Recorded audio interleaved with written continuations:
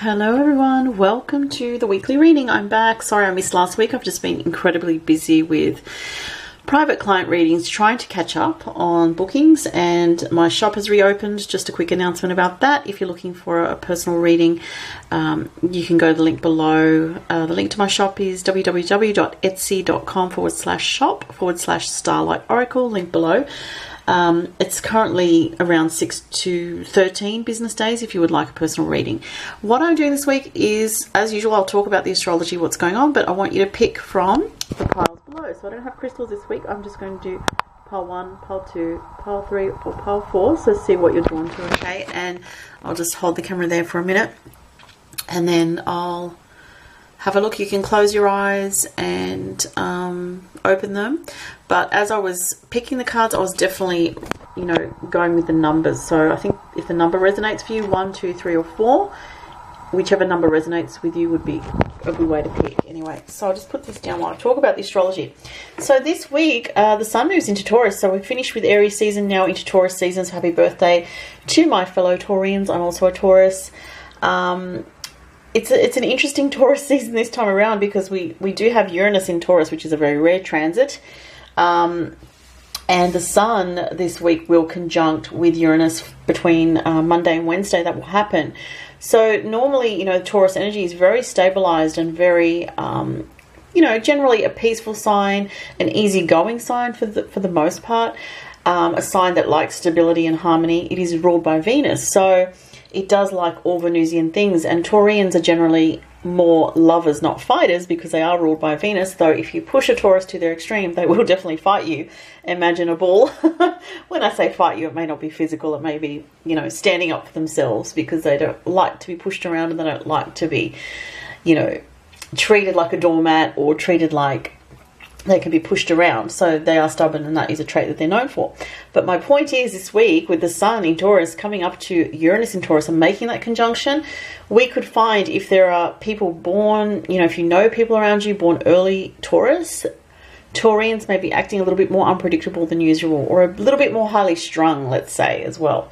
So that's especially for those born early in Taurus. And you may be feeling it very strongly yourself, or you definitely will be feeling it if you are an early born Taurus. And you may need to get grounded, get out in nature, earth yourself, and do things that make you feel a sense of peace and calm, because the energy is quite a jolt with Uranus in Taurus, and especially it's going to be conjuncting the sun.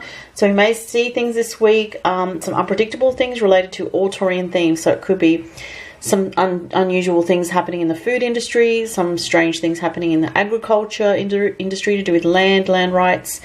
Things related to Taurian themes, Venus-related themes, could be peaking this week in some very unexpected, unusual way. Taurus also relates to finances and money, so there could be something unexpected to do with the financial, stock market or related, banking industry. As I said, anything related to land, agriculture, food industries, there could be some disruption this week. And Taurus can also relate to the earth. So, it's an earth sign, but it can relate to Mother Earth. So there could be some disruptive energies with, the earth itself this week, with Sun and Uranus conjuncting between Monday and Wednesday. The other stuff that we have going on is, now this is in particular going to affect those people born early in Aries, Capricorn, Cancer, or Libra, because Tuesday to Wednesday, Venus in Aries is going to conjunct with Chiron. Chiron's the wounded healer, the energy to do with very raw emotion, feeling very raw or very compromised, or even a strong element of self-doubt could be coming into some people's relationships, and especially for those people born early, as I said, in those cardinal signs that I just mentioned. So it's not the best time from Tuesday to Wednesday to push forward in relationships if you have anything early, as I said, in Cancer, Capricorn, Aries, or Libra. You may be feeling some self-doubt around your relationships or even your finances. The other stuff going on is this Thursday, Pluto goes retrograde. So if you're someone that's ruled by Pluto, so you have, like myself, a Scorpio rising, Scorpio moon, Scorpio midheaven, Pluto in the first house, or Pluto on any of the angles of your astrology chart if you know your chart, this is going to affect you quite significantly. You may feel that a lot of your emotions are going more inward. A lot of your transformation process feels very internal and private at this time, rather than sort of having very intense external triggers in the external world that transform you. You may start to feel, as Pluto goes retrograde, that your experience becomes very internal. You start to pay more attention to what's going on inside of you. So that would be, as I said, for anyone with strong scorpionic themes, Scorpio, Sun, Moon or Rising, or people with Scorpio midheaven or Scorpio on the descendant point or the IC point, anything where it's significant in your chart. Now, even if you don't have Pluto significantly placed, you have Pluto somewhere in your chart. We all do. So with that, pay attention to, if you know your chart, where you have Pluto placed, because the retrograde is going to see more of an internalization or an internalizing of the processes related to Pluto themes. Facing one's shadow is going to be more of a theme. You know, rather than seeing the issues in the external world as manifesting purely as an external trigger, you might start to look, okay, you know what, I'm actually attracting that on a subconscious level because of a core wound that I have. And realizations about this can happen, which can actually free you up to stop repeating the same type of negative or destructive, which is very Pluto themed, patterns, okay? So those are the main things. Also just add that since the 11th of April, Jupiter went retrograde. So Jupiter retrograde can sort of also bring more of a sense of growth, but happening from within as well. So there's a lot of energy starting to go more within. There is still obviously growth happening on the external level, but there's more stuff going on within that's quite powerful. And it can feel a little bit with Jupiter retrograde and Pluto retrograde like there is somewhat of a slowdown or being forced to kind of look more within yourself. Okay, so just one last moment to just look at the cards. So we're looking at 1, 2, 3 or 4. Hopefully you've chosen already, and I'm going to we'll turn them over and show you what you've got. So if you chose pile number 1, these are your messages. You have the Queen of Cups. Fogged in, go slow, take your time. That's good. Fluorite, Spirit Guides, third eye chakra, and the Creation card. Wow, okay. So I'll list the decks that I use below just so you can see what I use here. So the Queen of Cups, for the people that chose number 1, is the first one. The Queen of Cups is about the divine feminine energies. It's about a person who is very aware of her relationships, is very psychically in tune and very psychically sensitive. I am getting a theme here to do with relationships and things going on a deeper level that you are trying to understand, perhaps something to do with your relationships or significant others or soulmates around you.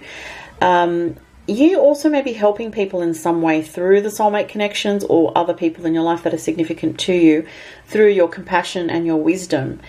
And we have her with the go slow, take time, the fogged in card. What I'm getting from this is someone around you, someone close to you may not be seeing things as compassionately or as clearly as you are seeing them. And you may have this wisdom that either their soul is just not at that level, that they just can't see what you see yet. And you need to be patient here with them. It says, go slow, take your time. So you're on this spiritual journey. With the boat here, I just get the word journey, and I get this, there's more water here, so it's all connected to relationships for me. That's just what I'm feeling very, very strongly. So you have chosen on a soul level this journey to do with this soulmate connection, or several soulmates even. Could be one or several people in your life that are significant. But I do feel it's one particular person that you are struggling about.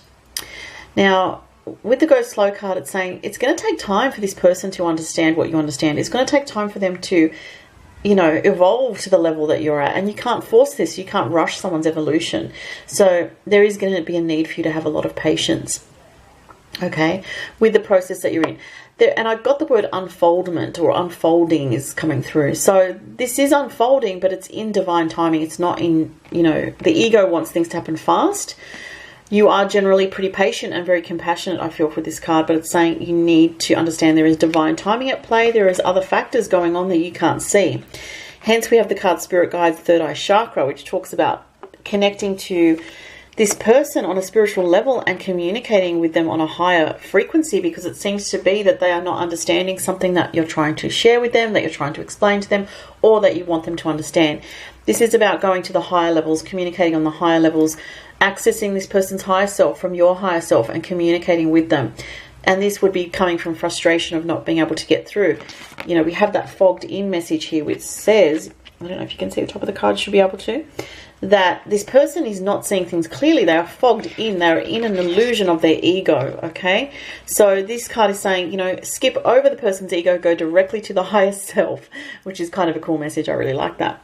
Creation card is interesting. Let's see what this is about. So 39, at the top of the card it says 39, which is a 12, which adds to a 3 in numerology, which is about elements coming together to create something new. Okay, so for some people there could be a message. I am getting that there could be a twin flame connection with this for some people, but if it's not a twin flame, it's going to be a karmic relationship or a very deep soul connection. Creation cards shows that there is something here that two of you can create together, but it's going to take time to develop. And you see the scroll, it's like, I always feel like there's something to do with history here. Again, it could be history in this life, past lives, or both. Time needed to go through and process a lot of different things. So being patient is the message for you this week, and going to the higher spiritual levels if you chose number 1. Okay, so let's go to number 2. So if you chose 2, Ace of Swords, Tiger's Eye, Animal Solar Plexus Chakra, so that's to do with empowerment, embracing enthusiasm, shout to the heavens with happiness. That's a beautiful card. And a realization. Wow, another 3 here. So we had the other one that added up to a 3 before, and this also adds to a 3. So the Ace of Swords shows for you this week, if you chose number 2, there is some communication or clarity coming in this week. And it does very much connect with this card, realization. The Ace of Swords is about mental clarity. And this clarity that you have is giving you a realization about something very important. It's so interesting because the theme is doubled up here, and you know, it's validated by this message here is validated by this oracle card with realization. So expect some clarity this week over a situation that could involve, I do feel, relationship situations or even bigger picture themes in your life in terms of blockages, because see the key, there's like a keyhole here and this person's walking through a gateway. So it shows that there is something here to do with having a realization of why you've been blocked around a certain situation. And something will be opening up for you after having this higher insight that comes to you. I feel like these cards go together. The solar plexus card here is about empowerment. It's about self-empowerment. Now, it does say animals here, so there could be something to do with, it's tiger's eye, it could be to do with felines, like cats. If you have cats or if you like cats, this could be something about a pet or a future pet, or thinking about wanting to get a pet for healing for yourself and to feel that connection to, you know, that particular type of, you know, animal medicine. It could also be about animal totems as well, or connecting with your own animal totem. Now, the Embracing Enthusiasm card very much links to that because it's solar plexus. So that's to do with the yellow energy, which resonates to the solar plexus chakra, which is about empowerment, self-empowerment. It's your power center. And embracing the enthusiasm for yourself, for your own individual path, and looking at what you can create for yourself in life rather than this week. Really, it's not so much about other people for those of you that chose number 2. This week it's saying focus on yourself. You will have some insights come to you and you'll be able to put a lot of energy into your personal projects, your personal path, your passions, your career, anything that allows you to feel a sense of empowerment, but it's actually going to bring you a lot of happiness as well. So it's really beautiful. Okay, for those that chose number 3, oh, the Hermit. Family, third eye chakra. Interesting. Wondrous universe, walk in beauty. Oh, that's gorgeous. And the path. Interesting. We have walking in beauty. Look at this. There's a double up of messages here. We have a hermit. The hermit here, and this wizard creature is so similar to the creature. This wizard character, I meant to say, is like the hermit. So we have, again, this sort of doubling up of messages here. And the path, walking the path. Once again, we have this lone figure. A lot of Virgo energy here, I feel. And that is the Virgo energy with the hermit. The eye light is about, interesting, it says family, but also says third eye chakra, which is about following your own intuitive, you know, messages, and also clairvoyance. Okay, the hermit is about going on a spiritual journey, and this can be very much a journey within to find your truth, what's true for you, and what do you value in your spiritual path. A lot of very strong spiritual messages here. I do feel if you've got these messages, it's talking about psychic development and spiritual development for you, and kind of unfolding that slowly. It's not like something that you can rush. The hermit's journey takes as long as it needs to take, and it goes through one step at a time, you know, as a process. The Virgo energy is a process of unfolding and of self-analysis and self-reflection. So it's again talking about going within, which relates to Pluto retrograde also. So if you've chosen these messages here, this is about going within and finding also your inner power, your inner magic, which is related to your spiritual path and connecting with your own guides, and finding some kind of special feeling of empowerment, of beauty, of a connection that is beyond this world to help you with your material and physical life. So they work hand in hand. Being too much on the material plane or too much on the spiritual plane is out of balance. This is about working both, okay? And again, we have development of clairvoyant abilities and psychic abilities. This week, apparently that energy is quite strong because we've had that message quite a few times.